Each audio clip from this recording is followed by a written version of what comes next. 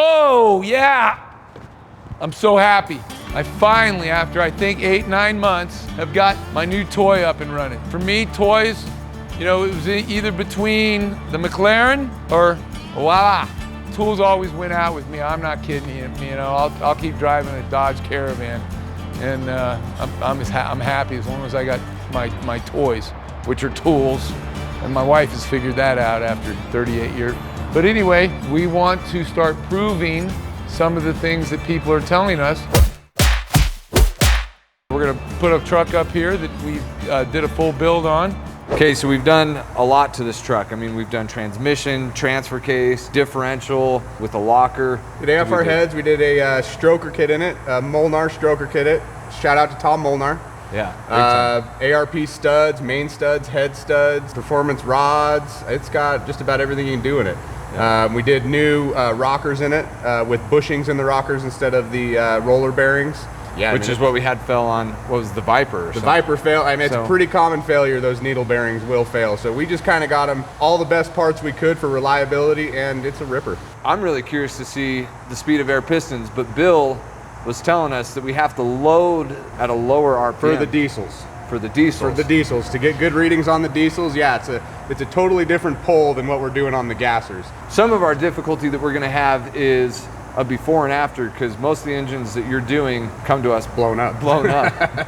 So it's hard to get dyno numbers on that. It's hard to get a real good before on that because it's blown up. So we're gonna have to get trucks that, you know, are from next door at Truckland or something like that, compare a before. Some test subjects.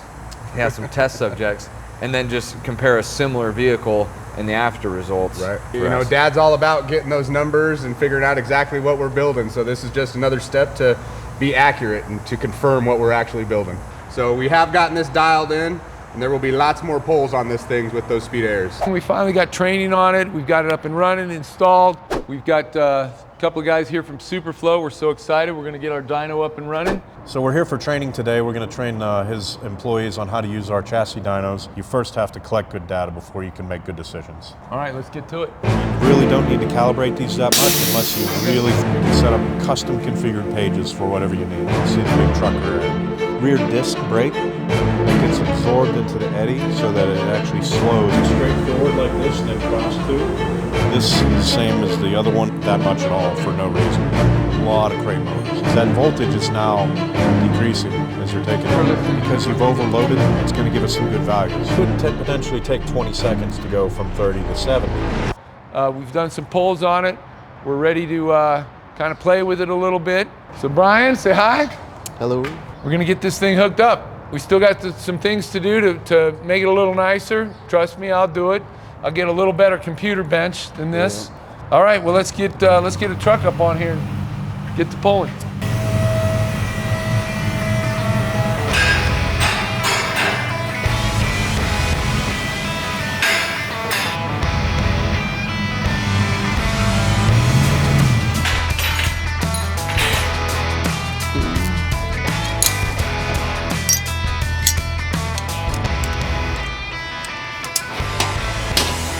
Okay.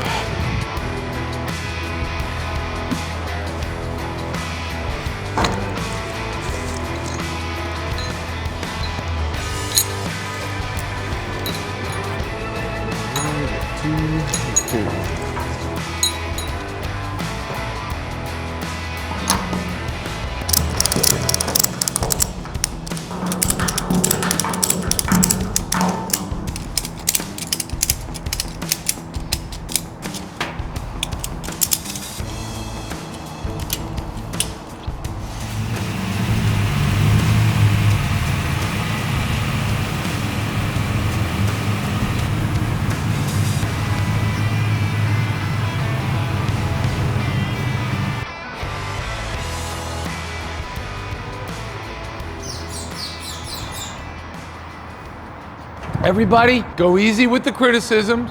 You know, it's like learning how to go, you know, the first time you go to the gym. It's a little intimidating. So, you know, I know everybody out there on the internet, they love to see the videos of of us blowing stuff up. We gonna blow something up here? Not today. I hope not. Not Yeah. today, right? I'm sure at some point we'll be blowing stuff up. But today we're just gonna kind of test this thing out and give it a few test drives, so to speak. Yeah. And let's get on it, dude.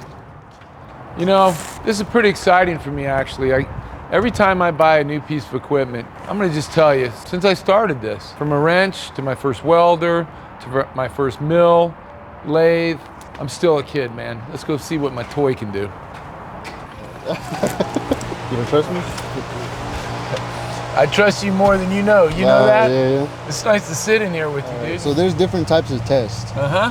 This is our acceleration ramp, which is pretty much going from one point to the other. So let's say like 20 to 60. Okay. It's just the acceleration ramp. This is the engine speed calculation. So we need to have an input signal to know what our RPM is, or else I'll just go off a mile an hour off the rollers. Right. So we're gonna have to do that first, is to get an RPM signal to the dyno. Okay. But yeah, number 3 is a reverse acceleration. So this one's pretty interesting. You can check how fast this thing will go in reverse. With this dyno, it has an eddy current loader. So with that loader, what it lets us do is, like, let's say we start at 60, we floor it at 60, Okay. and the dyno is pretty much pulling it down to our yeah. start value. Okay. And yeah, this is pretty scary, to be honest. Why is that scary? It's just you know, you're flooring it, and the dyno's pulling it down. Just it's loading it up, yeah, it's huh? putting a lot of load in it. Okay. Yep. This is good for. And you just keep your foot in it? Yep. Yeah, just keep your foot on it, and it'll pull it down. And yep. So we're gonna do all those. We got to start with the engine speed. Okay, what do we gotta do for that one? So for engine speed, we go to number 2. We start our test. See, I don't know everything. You know, how am I supposed to know everything? Just this gray hair, this beard, that don't mean nothing. I get to learn something every day. I love it. All right, so put it in second gear. And then we just got to rev it up to 2,000 And RPM. we're in two-wheel drive, right? Yes. And we're gonna do 2,000? Yeah, 2,000 RPM in second gear. And you just got to hold it steady there. So a little bit more. All right. So then we're at 2,000. We hit our sample. And then now it did its calculation to know RPM on the dyno. So you can let out. Go back to test, and we're ready to start our acceleration ramp. 40 mile an hour. Okay. You kind of hold it there, and then you have to be full throttle by 45. So once I hit 40, then I'm just gonna basically floor this thing. Yep. There I go. I'm gonna come up to 40. Make sure I'm it's in third. second. There we You go. want me in second? Yeah, because that's Okay, what we so did here I calculation. come. I'm at 40. Yep. Now floor it. Lower it.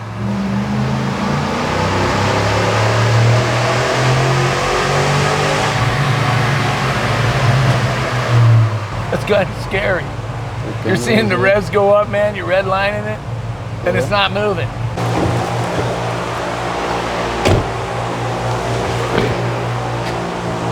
So as you can see here, we made 300 horse, 324 torque.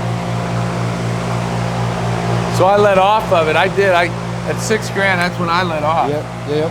Now, this is corrected for super flows. If this was, show me the numbers if we were on a. So on a dyno jet, we pull up this one right here, apply. and we That's can what see it our looked like on a difference. Dynajet. Yes, sir. Oh, you got them over both of them. Dynajet wheel horsepower, 334, 303. Very cool. Yeah. Well, that's our first little attempt at it. I can guarantee you we're going to be diving onto this thing every day for, what, 2 or 3 hours a day, Just about. doing yeah. different pulls. And we just wanted to run a test on this. And, ooh, baby, I'm excited. Yeah. Now that Dave and the rest of the team is done with this, we're excited to show you guys more. Stay tuned, because I'm really excited to see who here at the shop has the most powerful vehicle. It's not always apples to apples. So if you're not subscribed, subscribe, hit that notification bell, but also go to those comments and let us know what you guys are after to see here from the shop. We're gonna get this dang thing to work and have more fun with it.